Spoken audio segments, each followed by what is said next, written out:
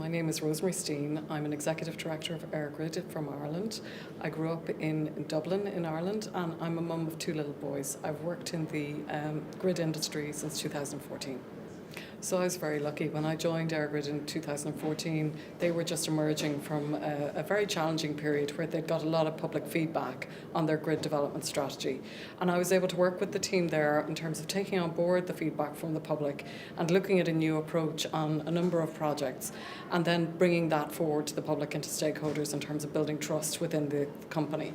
And that was very successful and very well received, and it was a very positive moment for me because I was able to take the learnings from other industries that I'd worked in, such as the mobile industry, into my current role, and that was great.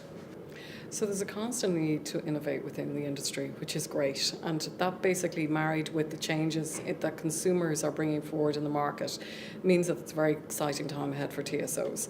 I think one of the most important things will be trying to build a brand that talks about those changes to consumers and why consumers should support the role of the TSO within the country that they're based in.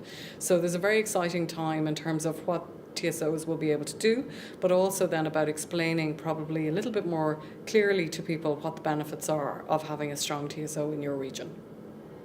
Well, I think keeping people at the heart of what you do is core to success in this kind of a technical industry.